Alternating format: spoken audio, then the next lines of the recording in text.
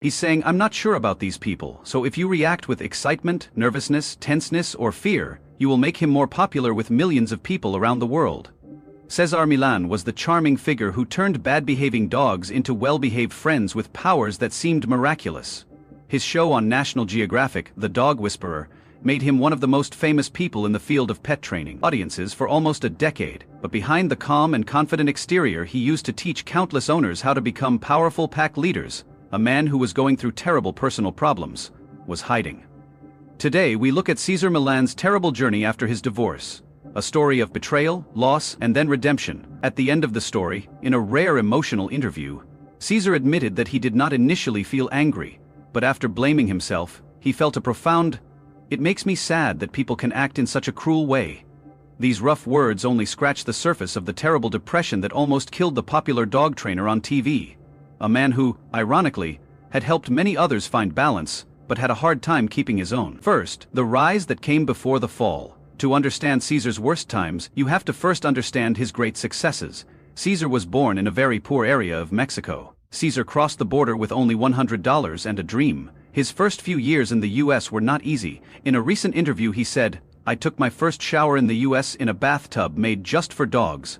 I worked at a grooming shop when I was homeless, and when the women saw that I had nowhere else to go, they let me stay there so I could get some rest." Despite all of this, Cesar was able to keep a positive attitude. Despite all of these problems, he insisted that it is not hard to survive on the streets. "I am a young man of 21 years old with a dream," he said.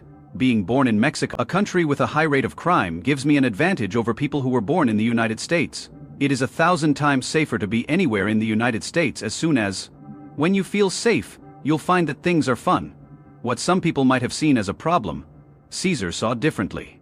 "Yes, that is something that people will see as a problem." The other person laughed and said, "I saw myself more like a backpacker, which was funny. Compared to the showers I've seen in other parts of the world, the bathtub was better than most of them." His ability to reframe difficult situations would become one of his most important skills, that if you know people who are having a hard time showing gratitude, especially if they are in the United States, they should just travel to other countries. He suggested that you take a week or two to go see the happiness that can be found in poverty. That's where you can see that everything is relative.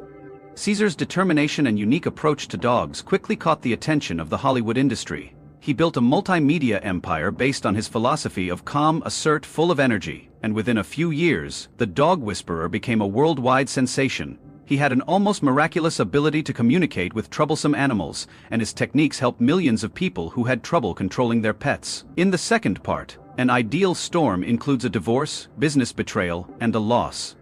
When Cesar was at the height of his success, he seemed to have everything: fame on a global scale, plenty of money, and a good life.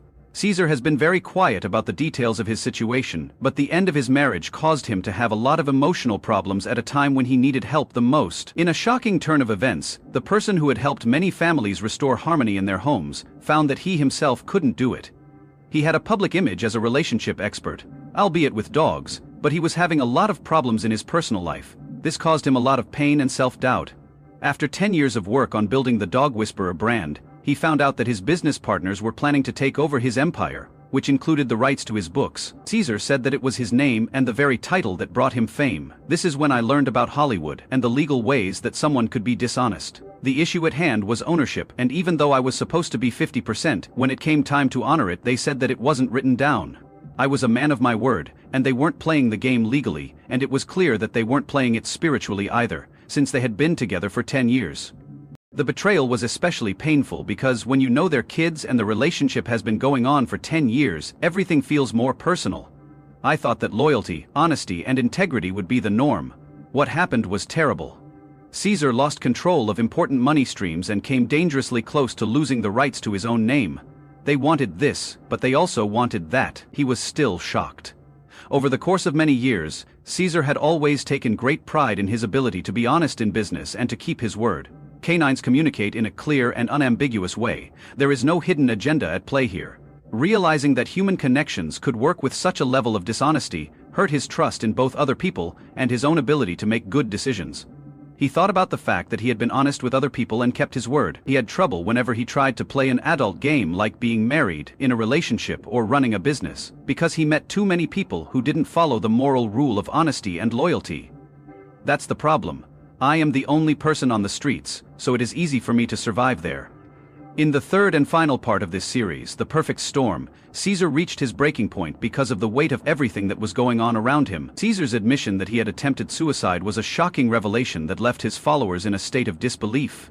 At first, I didn't feel angry, and I didn't even feel angry at them.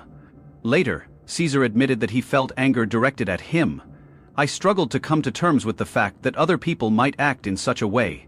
Why would they break the moral code? Without a doubt, no animal would ever be able to break that. As his feelings began to change, I felt deeply sad, and then my instincts kicked in and I became furious. As soon as that happened, my heart started to believe that I did not deserve love. Well, if you can't hurt them, then you should hurt yourself, my thinking said at the time. Take your own life if you can't murder them. His upbringing in Kahlua, where revenge was sometimes seen as the only answer to betrayal, left him with a cultural mark that almost cost him everything he owned. He said that it was his cultural belief that revenge was the only way to deal with betrayal.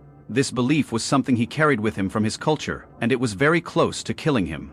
Most people don't realize how deeply betrayal affects a person's mental health. The fact that people can lie seemed especially hard to accept for a man whose job depended on understanding and respecting the natural order of animals. To reach their goals, they never pretend to be something they're not. Cesar, on the other hand, found that humans could smile while planning evil at the same time. During this chaos, Cesar's mental and physical health started to get worse.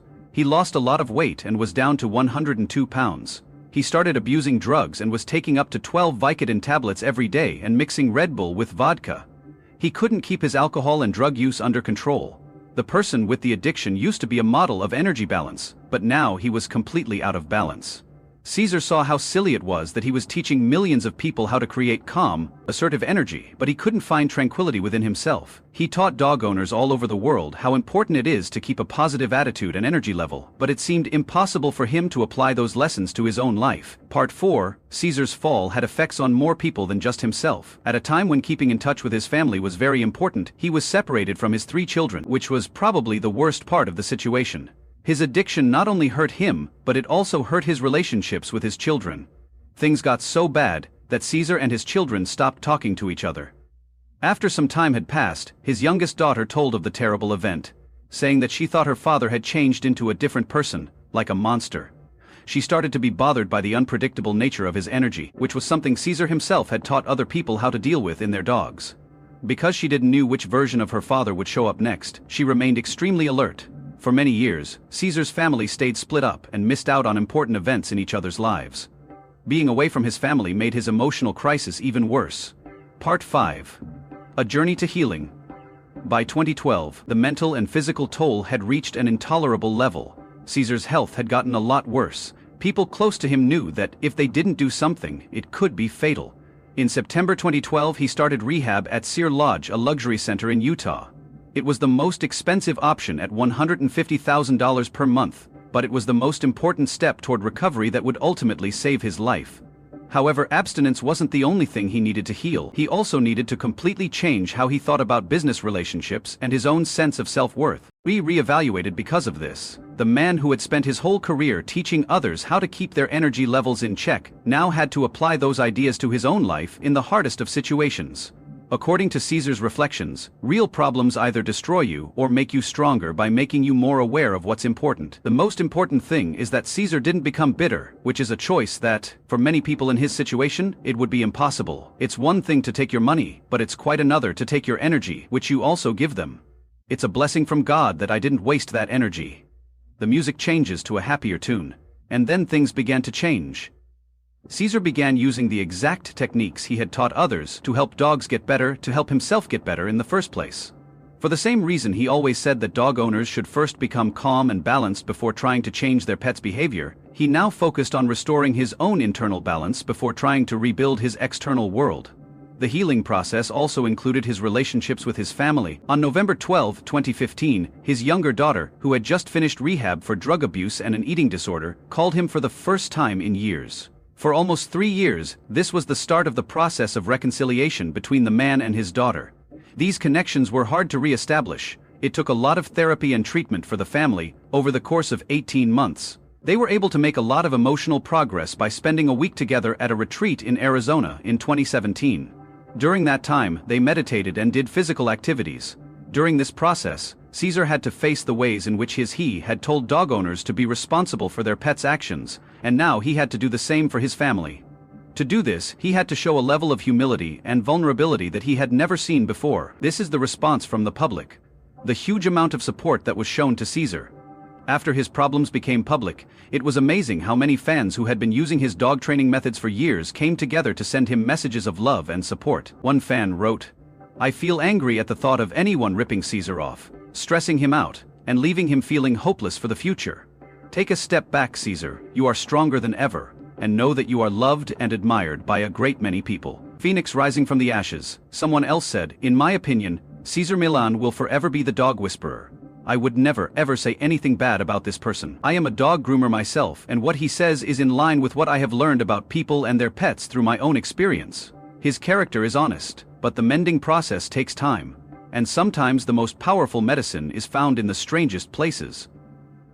During his hardest times, the personal stories that his fans told him gave him strength and meaning.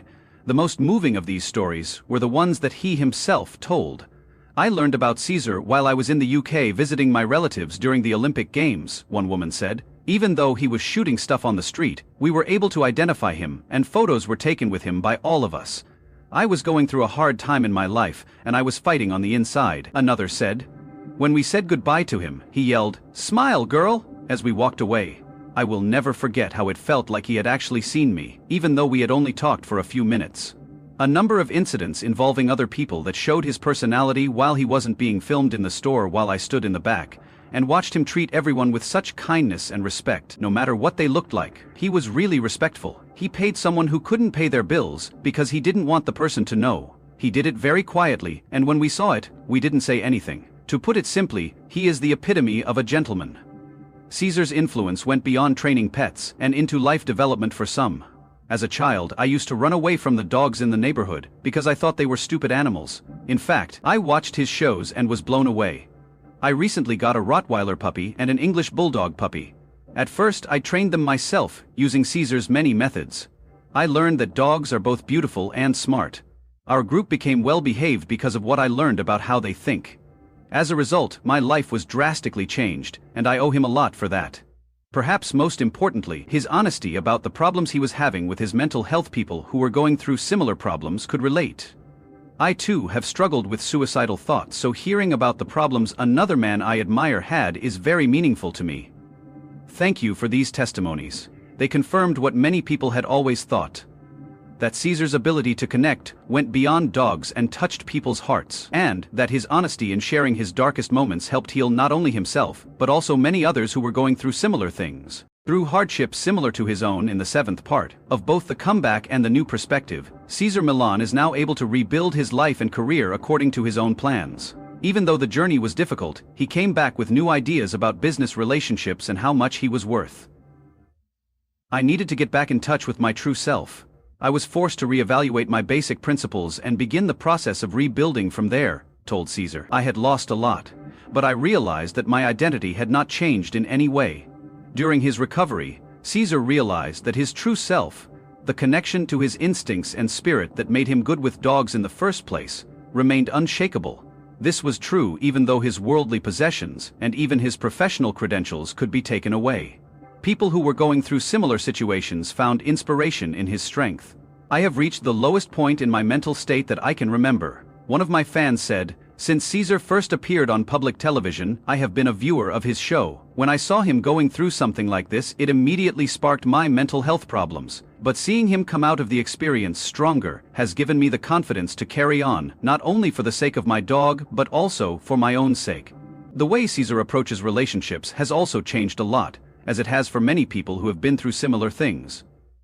Cesar Millan has been through a lot in his life, and has come to the realization that the most important relationship you can have is the one you have with yourself. This attitude of self-reliance, which puts an emphasis on personal growth and satisfaction, has become an important part of Cesar's new outlook on life. He believes that in order to feel whole, one does not need approval from others.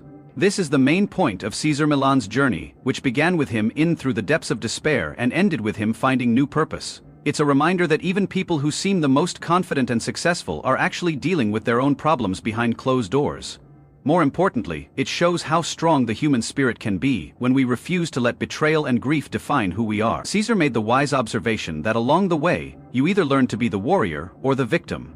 Following the ideas that helped him train dogs, such as keeping a calm and strong spirit, living in the present moment, and setting clear boundaries, the trainer basically became his own student and tried to heal himself by using the information he had taught millions of others. This journey that comes full circle highlights an important truth. Sometimes the very medicine we need is in the insights we share with others. There is more to Cesar's story than meets the eye. This is more than just a story about a dog trainer who got lost in the woods. As the story goes on, we learn about a person who realized that the basic ideas of balance, boundaries, and honest living apply to people just as much as they do to animals. One fan said it best.